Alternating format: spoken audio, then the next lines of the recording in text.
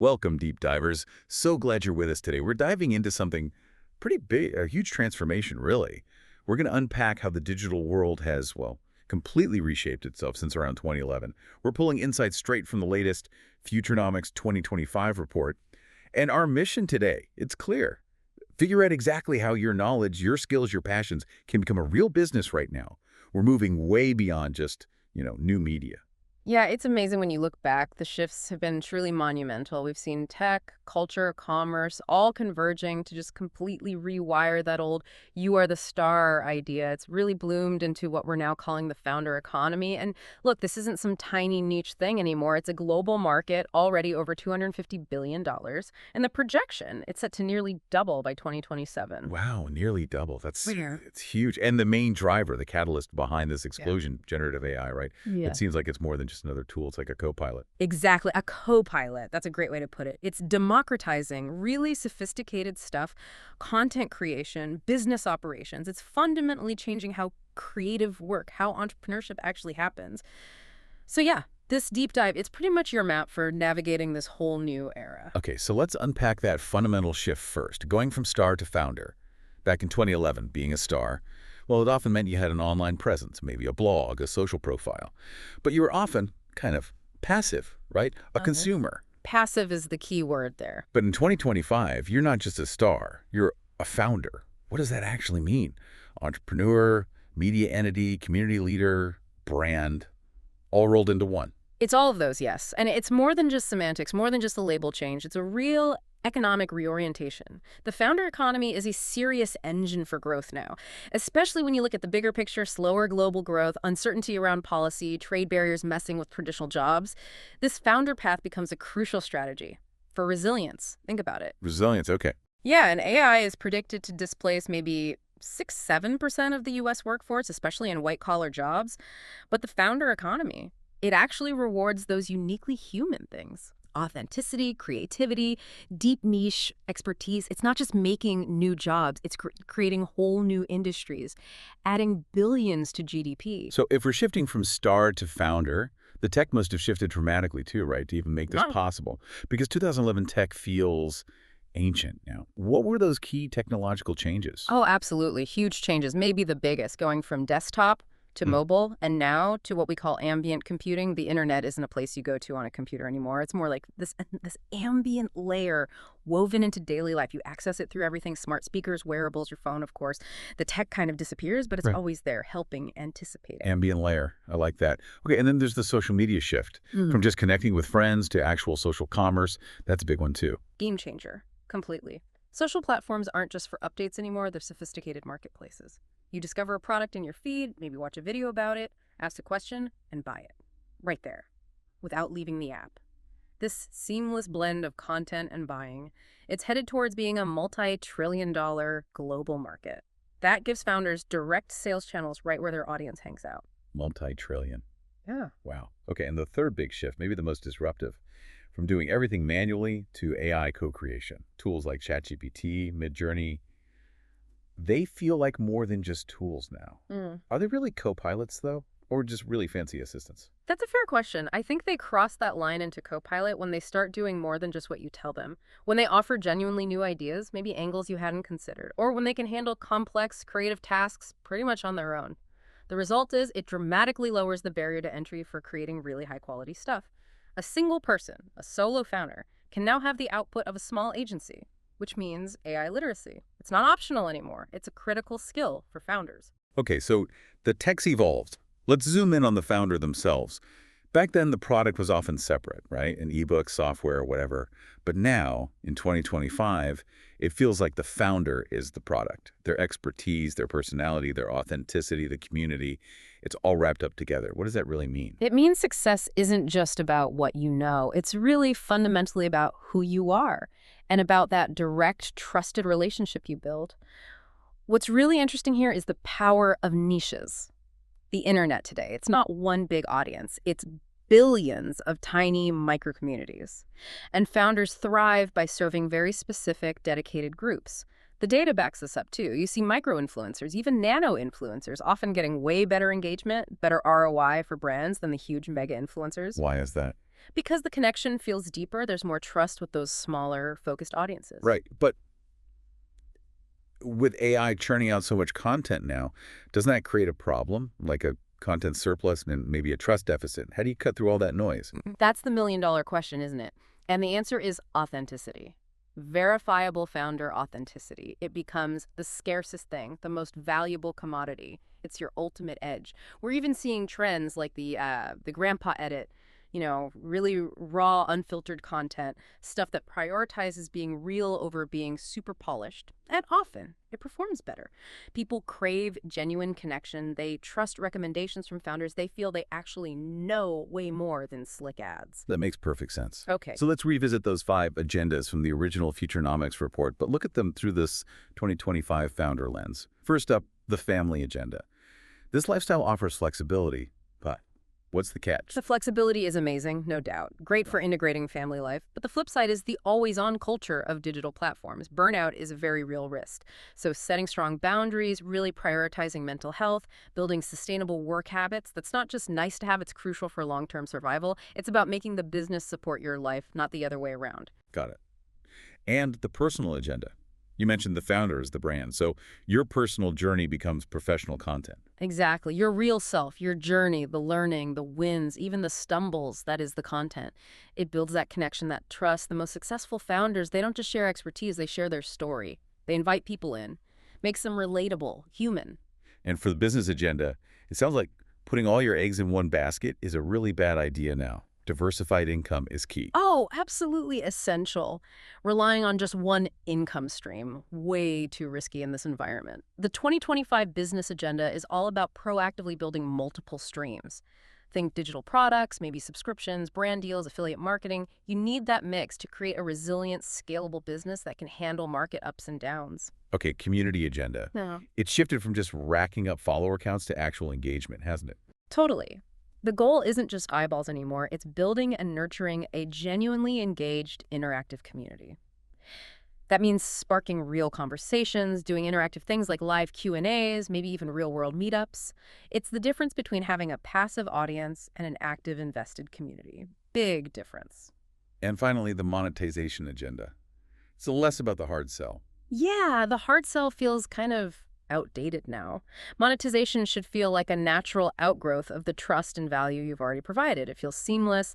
Maybe it's a recommendation you trust or access to exclusive stuff or buying a product that genuinely reflects the founder's values. It flows from the relationship.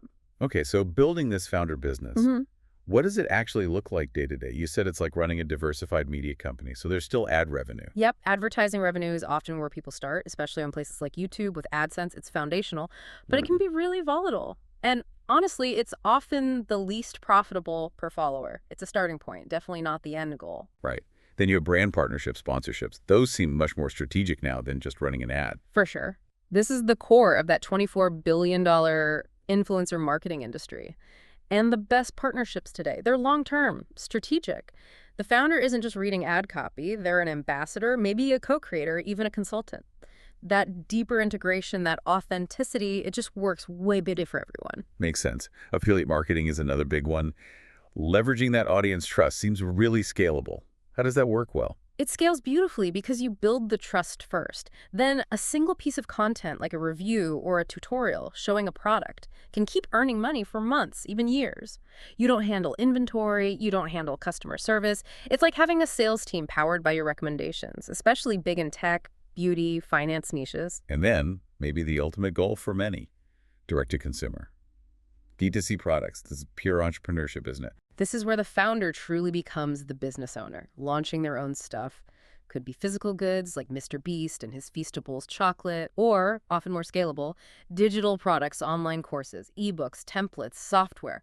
High profit margins. You directly monetize your expertise, your brand. You own the whole relationship. And for that steady income, subscriptions and membership. Exactly. Platforms like Patreon, Substack, Kajabi, they let founders build stable, predictable income right from their biggest fans. You offer exclusive content, early access, a private community space.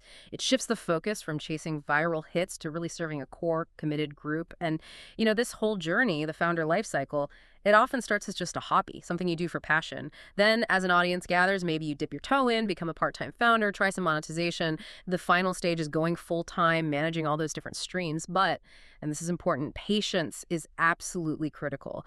The data suggests it takes, on average, about 6.5 months just to earn that first dollar. So consistency, just sticking with it, vital. 6.5 months. Wow. That really puts it in perspective. Okay, let's map out a practical plan, a framework for 2025. Let's call it the Founder's Launchpad. Yeah. Phase I, foundation, the think phase. What's step one for someone starting out? Finding your niche, that sweet spot. It's got to be something you're passionate about, something you have real expertise in, and there has to be a market opportunity. And don't be too broad. Go deep. Like not just travel, but sustainable travel for digital nomads. Or not just minimalism, but minimalism for small apartment living. Okay, niche identified, then deep audience research. Crucial. Who are these people? Demographics, sure, but more importantly, what are their pain points, their dreams? Where do they hang out online? Tools like Google Trends, SparkToro, just listening on social media. Invaluable here. You need to know who you're talking to. Now, this research informs the content strategy. Directly. Based on your niche and audience, you figure out your core content pillars. What topics will you own? And you need a multi-format plan. Short-form video TikTok, Reels great for discovery, long-form podcasts, YouTube builds authority, deeper connection. And then you got to publish consistently, feed the algorithms, build momentum. Got it. Phase two, creation and growth. The build phase. This is the daily grind, right? Making the stuff. Pretty much. Producing high-quality, authentic content that actually gives people value. Educate, entertain, inspire, whatever fits your niche. And yeah, modern tools, especially AI-powered ones, they make professional-looking content way more accessible now. You don't need a Hollywood budget. And the growth part. Look, it's not just follower count, you said. It's community. How do you build that? Well, you optimize your content so people find it, sure. Use the right keywords, hashtags, all that. But then you have to actively engage. Respond to comments, answer DMs, go live, talk with people, not just at them. Make them feel seen and heard. That's how you build loyalty. Okay, moving to phase three, monetization. The self phase. You've got this engaged community.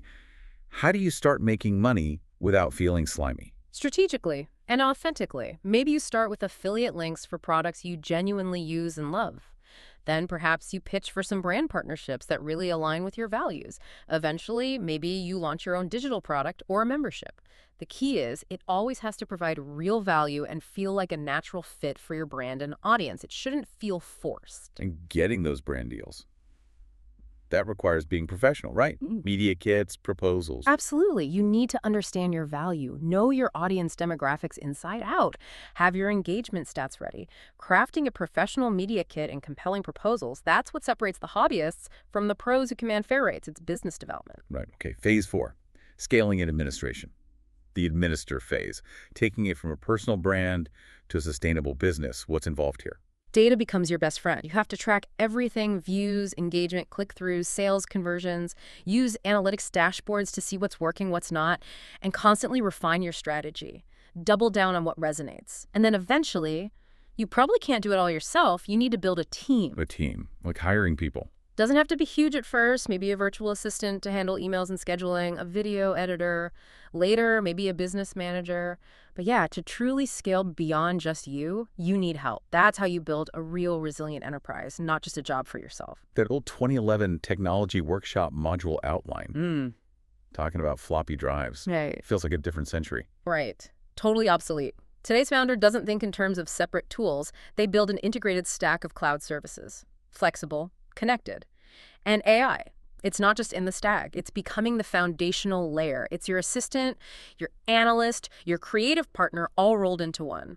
And it lets solo founders punch way above their weight, doesn't it? Yeah. Like brainstorming video ideas with ChatGPT, creating images with Midjourney, using Descript to edit video almost like text, optimizing SEO with Surfer. It's incredible leverage. Exactly. Game-changing leverage. But beyond the tools, collaboration is huge now. It's not just nice, it's a core business strategy, especially cross-niche collaborations. Partnering with another founder, maybe in a totally different but complementary field, it instantly exposes your brand to a whole new relevant audience. And there's implied trust carried over. That kind of growth is super hard to achieve alone. But with all this reliance on platforms, YouTube, Instagram, TikTok, aren't founders vulnerable? Yeah. Like, what if an algorithm changes overnight and tanks your reach? That's the constant fear, isn't it? And it's why building owned platforms is absolutely critical. Strategic imperative, really. What do I mean by owned? Your email list, that's gold. A dedicated community space you control, maybe on Mighty Networks or Circle. Your own website for DTC sales. These give you stability. A direct line to your audience that no algorithm can take away. It's like owning your own TV station versus just being a show on someone else's network. Owning your station, I like that. I mean, let's talk e-commerce. You mentioned it's gone from a destination to an everywhere marketplace. Social commerce hitting almost $3 trillion by 2026. That's mind-blowing. It really is, and a big driver of that is live shopping. It's this blend of entertainment and commerce. Think QVC, but interactive, authentic, on platforms like Instagram or Amazon Live. A founder demos products, answers questions live, offers deals. It feels more like an event, less like a transaction. And it's projected to be over 5% of all e-commerce sales in North America soon. Huge channel. And the overall global e-commerce market, nearly $7 trillion. Yeah, the scale is just immense. China's still the giant, but watch out for Latin America, Southeast Asia, super fast growth there. And underpinning all this, the payment systems have evolved massively. Digital wallets, buy now, pay later, direct account-to-account payments, they've exploded. Way less reliance on old-school cash and cards. Makes it smoother for everyone, founders included. And AI is smoothing things out on the business side, too. Customer service, for instance. Oh, yeah. AI-powered chatbots and virtual agents, they handle tons of routine inquiries, 247, better customer experience, and it frees up the founder's time for more complex stuff. It's way beyond basic FAQs now. And hyper-personalization, making everything tailored. Exactly. AI crunches all that data, past purchases, browsing history, preferences to offer super relevant product recommendations, personalized marketing messages, even website content that changes dynamically for each visitor. That level of personal touch, it dramatically boosts engagement and sales, makes people feel understood. So, with all this change, the old marketing playbook is useless, right? That TRIP modeled TV, radio, internet, print feels quaint. What's the new model? Totally obsolete. The internet isn't a channel, it's the whole environment. We need something new. I like the create model for 2025. C is for community building. Marketing isn't broadcasting anymore. It's a constant conversation. Build loyalty, foster interaction, relatable content, authenticity is everything. Prioritize real stories, user-generated stuff, maybe less polished, more genuine connection. Makes sense. E, engine optimization, but multi-platform. You need SEO not just for Google, but for YouTube, TikTok, Instagram, Amazon search, wherever people discover things. It's complex. Right. Automated journeys using AI and automation to create those personalized customer experiences at scale. Tailored emails, smart ad targeting, the right message, right person, right time. Targeted. Partnerships, collaborating with other trusted founders and influencers. They're primary channels now for reaching niche audiences effectively. And the final E. Experiential commerce. Make shopping an experience. Use AR for try-ons, VR for immersive shops, live shopping for that interactive element. Blur the lines between browsing and buying. Okay, so founders are using this create model, but they still have to navigate the big tech giants, right? The big five. How do they fit in strategically? Let's start with Alphabet, Google, and YouTube.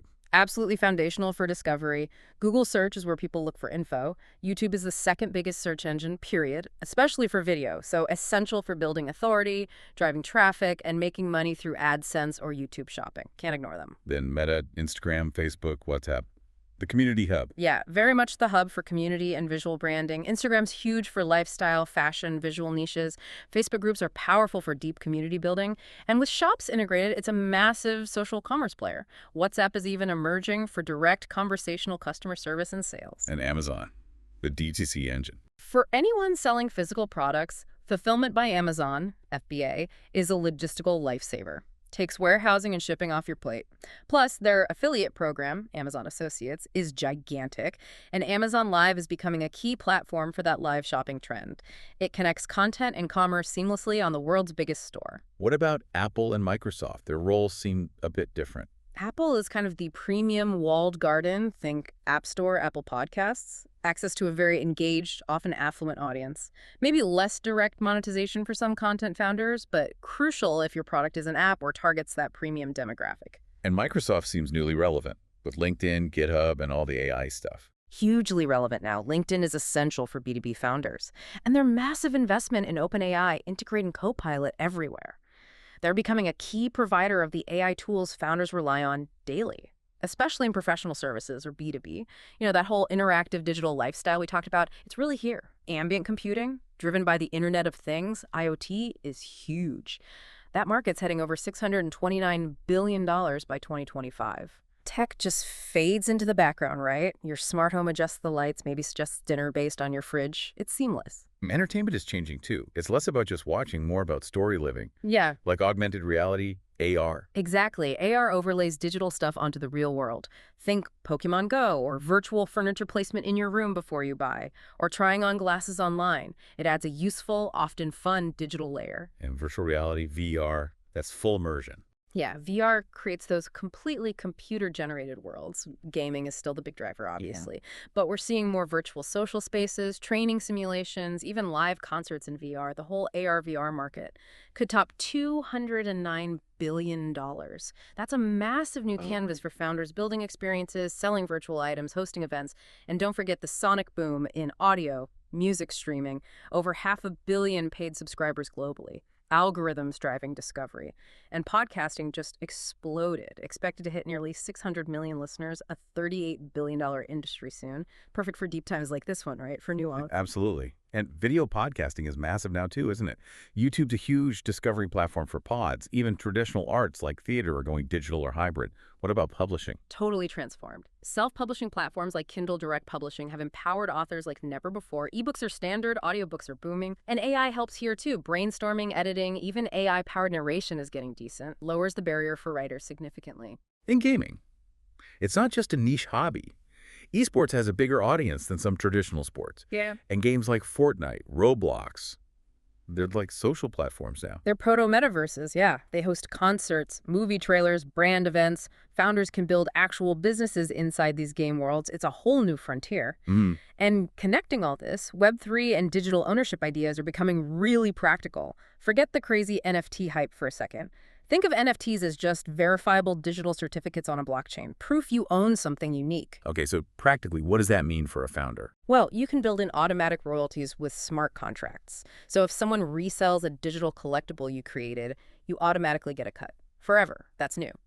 NFTs can also act like digital keys, granting access to exclusive communities, special content, private events. It changes the fan relationship, makes it deeper, more about ownership. We're even seeing tokenization of real-world stuff, like art or real estate, allowing fractional ownership. And always remember, the network effect, your community, that's your most valuable asset. Builds resilience. It's about engagement, not broadcasting.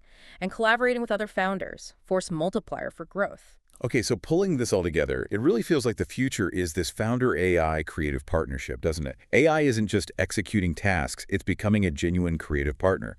Coming up with novel ideas, handling complex work, it keeps lowering the bar for ambitious projects. It absolutely does. But, and this is a big but, this shift brings huge challenges. It demands massive reskilling across the board, and it puts an enormous premium on those uniquely human founder skills. Critical thinking, emotional intelligence, strategic vision, authentic storytelling. AI can't do that. That's the real differentiator now. And beyond the skills gap, there are bigger questions we need to grapple with, right? Ethical ones, societal ones. Definitely. We have to be aware of the environmental cost of training these huge AI models, the electricity, the water consumption. It's significant. Then there are ongoing issues around data privacy, algorithmic bias, making sure AI isn't perpetuating unfairness, and the huge potential for AI-driven misinformation. Founders who succeed long-term won't just be good at using the tools, they'll navigate this complex landscape responsibly with clear values. So really, the mission of FUTURNOMICS 2025, this whole deep dive, it's not just about how to make money online. It's about offering a blueprint for navigating this really profound economic shift. It's a call, maybe, to embrace these amazing opportunities, but with foresight, with responsibility, recognizing that this future digital economy, well, it's something we all build together. The founders who truly thrive, they'll master the tools, yes, but they'll also build authentic communities, navigate the complexities with vision, and lead with, well, founder-centric values. The stage is global now. The tools are incredibly powerful.